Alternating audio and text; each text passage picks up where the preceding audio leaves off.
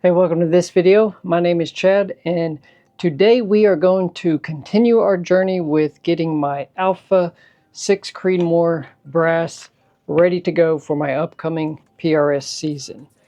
So if you followed along the last two videos, I was doing powder tests while fire forming. I pretty much have 200 cases of brand new Alpha brass, and I've been just trying to get that first firing on all of them. So they are from two different lot numbers. So I have been keeping them separated for now. So like this one is from the first box that I've got. And then over here, I've got another tub marked with a piece of paper, so I know that is from the second lot number. What I'm trying to determine now is, are any of the numbers going to change after sizing and running my new mandrel through? I did pick up this Cortina mandrel die and the correct mandrel for it. So we're going to test that out on this loading and see what it all looks like. One thing that I have noticed that is kind of weird is that it doesn't seem like these are growing very much. Like after firing, the necks are not moving much. So I don't think I'm going to need to actually change the up and down setting on my sizing die. To me, it should be set where the shoulder is to what it is currently fitting. So this is the RCBS mic tool. It's used to measure like comparative measurements for setting your shoulder bump. This is one of my loaded Lapua rounds, and coming down with it, it's giving me the zeros, which means that it is set at factory specs pretty much. So with my loaded Lapua, after sizing and pushing the necks or the shoulders back a little bit, I think that means that it should be good to run with this, because when I run one of these pieces of brass in here, I get the exact same number. So ideally, I won't have to adjust the depth of this, but I do need to change the bushing in here. If you have ever set up a bushing die, you'll know this, but for anybody new, what you want to do is take a loaded round with the brass that you're using. So this is some of my Alpha brass that I have not yet fired. And then you take your calipers. The easiest way is to just measure right around here at the neck with the projectile seated to the seating depth that you want. And that measurement is going to correlate to what size of bushing you need. So measure mine, I'm getting 269, which conveniently enough is the exact same measurement on the data provided by Alpha. So they give the ID, the OD, loaded diameter, and a flash hole size, and your amp setting. So Alpha is really cool at providing some good information. So they're given a 269. What you want to do is subtract off a couple thousandths to set your outside squeeze that your bushing is going to do. So with 269, I think what I'm going to do is change my bushing to a 267. I also picked up a couple new ones, 266 and a 265, just so I've got like a broad range. But right now I've got a 270 in here. So one of the first things we need to do is change this. So on a bushing die, you need just a little bit of float. So you can hear that shaking. So that is the bushing floating around in there. We're going to take out our stem, and I don't run it with the decap or anything like that. So boom, pop out our 270, and you know what, actually I think I'm going to try the 3 thousandths, and we're just going to drop it down to 266. So these are the nitride, titanium nitride coated bushings. They're pretty cool. But all you do is just drop it back down inside, and that is nicely done. And then you're going to tighten this down until it contacts. Boom, right there. And then you back off just a hair. So you can hear it move around just a little bit. You want it to kind of free float so it'll find the neck and compress it. So you can hear that shaking just a little bit. So I'll try to tighten down the knurled lock ring part of it. And we still got some wiggle. So this should now be set up. So another thing I noticed is that even my fired alpha brass drops into a case gauge no problem. So that's what's making me think that there is not a lot of change happening in the neck, or at least at the shoulder of the neck. I'm sure, you know, it is opening up just a little bit to release the projectile.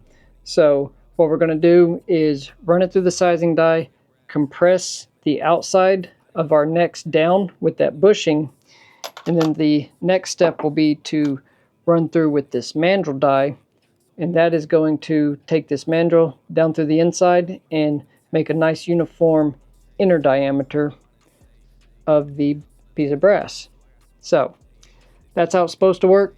Let's see how this whole process turns out in reality. Okay, so one more new thing that I picked up is this case lube from Alpha Munitions. This is supposedly what they use in their whole processing operation. And what I like to use is one of these universal loading blocks. This one is what I use with the Hornady One Shot, and I've kind of worked away from that, but the block is still useful. So obviously, resizing a piece of brass on a rifle case, we definitely need to lube our cases. I don't know how this is going to come out, if it's going to be like a solid. It does not seem aerosoled, so it's going to be more of a spritz, I believe. So we'll get this done, and we are going to try to get a little bit down inside the necks. So right now, I'm just going to try and test these 10, see how they turn out, and test 10 from the second batch, and see if those numbers, everything kind of line up. Then I'll know I'm good to reload the entire rest of it. So let's see here. There we go. Okay, now we're getting somewhere. Oof. That's coming out pretty thick. So something tells me I'm not going to need that much. I got these pretty soaked. So what I'll probably do is just take my fingers and work it around a little bit, and we'll see how this goes. Let's see how this Alpha Case Lube wants to behave in my die. Okay, we'll know pretty quick if this is a good one or not as to how easy this is to... Oh yeah, wow, that is nice and smooth. Okay, nice. So that was very easy.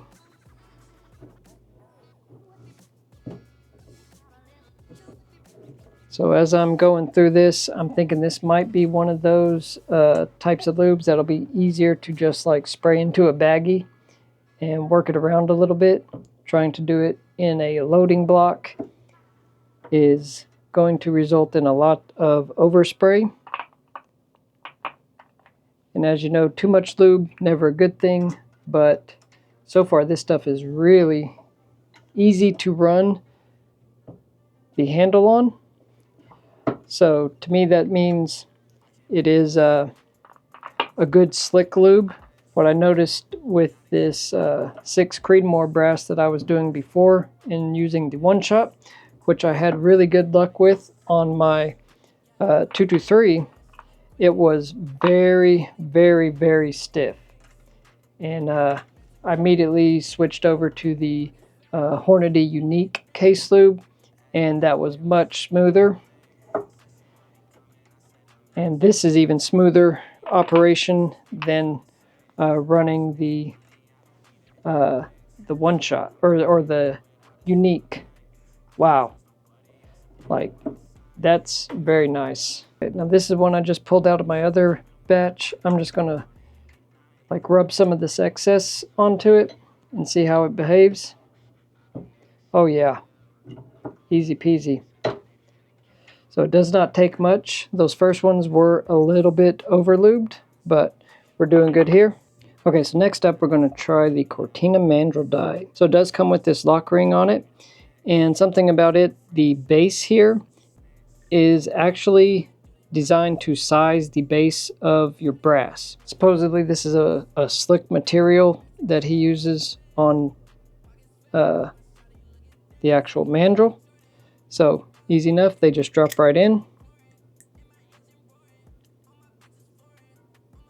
Guess that's as far as it goes, huh? Yep, just right there. And we'll tighten that down from the top. And since I have this set up for the lock and load system, I'll go ahead and drop in a new bushing. And one trick that I learned when putting a new bushing in is to get like some large pliers. Get a grab on that ring. And go ahead and get it to twist and lock into place. And once that is set, you can then spin your die down, and you don't have to worry about trying to line up this lock and load bushing as well as the die itself. So supposedly for this, we want to have our ram up and go ahead and just run it all the way down to the ram, or to the shell holder that is on the ram. Boop. Okay, so we're going to be right locked there. Boom, right there. So you notice these holes that he has on here. What you can do is take a punch and tighten it up. I believe he said to use a 3/16 punch. So of course that was one of the things I did not grab before. So anyways, I got a 3/16 punch here. So what we should be able to do is get into these holes here and just use those to tighten our lock ring. And then we will want to, of course, tighten the set screw. Okay, so we've got just a little bit of lube here. I'm just going to lightly lube the inside of the neck here. And now we'll see, moment of truth, is this going to work or not?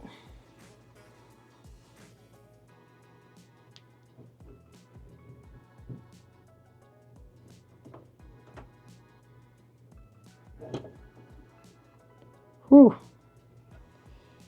Okay, I can definitely see inside that the mandrel went through.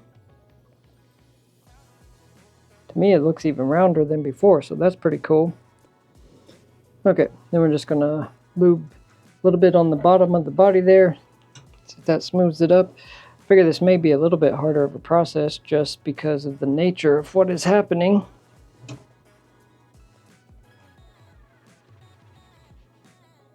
Okay, they're running through.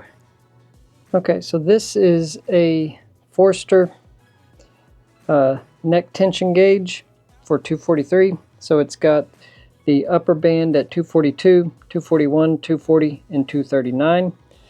In theory, this should go in just a few notches. And there we go, 241 is getting tight. Okay. That is setting the inside neck what we wanted. So that's pretty cool. Okay, so I think we're off to a good start. What I'm going to do is go ahead and run through several more of these and get some more sized, run through the mandrel, and then I'm going to drop them in rice, let them clean up, or clean all the lube off over the evening, and then do my batch 2 in the morning. What my plan is to do about 10 of each at the same powder charge, and then take them out, shoot them, see how consistent they are after doing a mandrel on the necks and resizing, and then doing the same powder charge on lot 1 and lot 2. And then if both those groups are fairly close on the numbers, then I think we're just going to run with it. May start testing with the tuner a little bit, and maybe seating depth changes if I want to tweak it a little more. If it looks good, hey, we're just going to run with it. So let me get the rest of this work done and we'll see what it looks like after. Okay, this is going to be a terrible ending to this video, but I'm just going to rush through this. My camera that I got replaced by DJI seems to not want to focus. So I've been fighting it for every time I've been trying to use it since they returned it to me. So I'm going to have to send this back again. So I have to get really close to this so it can focus, but we'll just talk about this real quick. So I loaded up 39.9 in each of the lots. This was my lot 1 group. That's about 4/10 to 1/2 inch at the most. This was out of the second lot. So, you know, good, I think, looking groups. They were faster.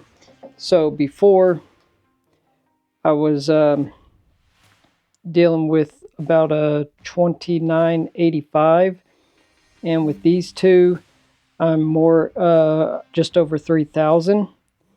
So let's see. So with the lot 1 I had a 4.2 standard deviation and 15 extreme spread with an average of 3001. I do want to get it just under 3000, so I think I'm going to drop the powder a little bit.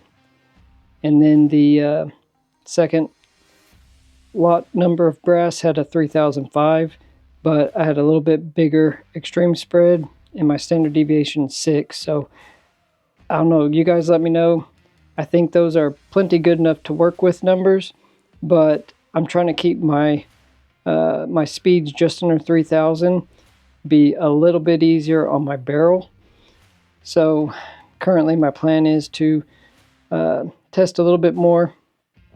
I did notice, so with this alpha case lube, you pretty much need to do a like a tumbler, like a wet tumble to get it all out. I had to spend more time cleaning it off the cases than I typically do, but it works really good, like super slick. The spray nozzle is not super good, so I think I'm just going to squirt a little bit in my fingers and just apply it a little looser. I think I had a little too much on some of the cases, and my shoulders got pushed back 2 to 3 thousandths instead of staying even. So I've got to change that up and get that squared away. So, but a good functioning product. I just need to use it a little bit more and get some more familiarity with it. I just wanted to finish this video off. I could not get this to focus at all while I was out there, so I gave up and shot after dark, and I'm actually wearing contacts right now for the first time in my life. So now I need to go learn how to dig these out of my eyeballs so I can go to sleep tonight. But I think I did a little better than wearing my glasses, and I don't know. Y'all let me know. I think results are good. Like I said, I'm going to drop my powder a little bit, try to get my speeds 10 to 15 slower than what they are right now, and then we'll kind of see where we go from there. And hopefully DJI will replace this camera again, because this one is obviously not functioning. It should be able to focus no matter where I am, not 2 inches away from the lens. Hey, we're going to try to throw this on. As soon as I filmed all of that, holding the paper right up next to the camera lens, for some reason it started focusing, so I think it knows that I'm not too happy with it. Anyways, I thought I would show you my smiling bearded face to end this video off. So thank you very much for hanging out with me for a few minutes. If you got any comments, please do leave them down below. I'm trying to learn. I think maybe my shoulders got bumped a little bit because I had too much lube on the cases, so something I need to figure out where the sweet spot is on this. I did notice that my die does not have like one of those relief holes in it, so there's nowhere for the, if there is extra lube, to spread, you know, squeeze out of the die. So I think that's just compressing my shoulders just a little bit, but I didn't really see any problems like on target. Speeds were not correlated to my shoulders being 1, 2, or 3 thousandths under what I thought they would be. So I don't think that is something that I really need to worry about, but I'm looking for consistency as much as possible. So please let me know your thoughts on any of the stuff in today's video, and I really do appreciate everybody that hangs out and watches my stuff. I do hope you guys have a great rest of your day and a wonderful weekend, and we'll see you on the next one. Bye.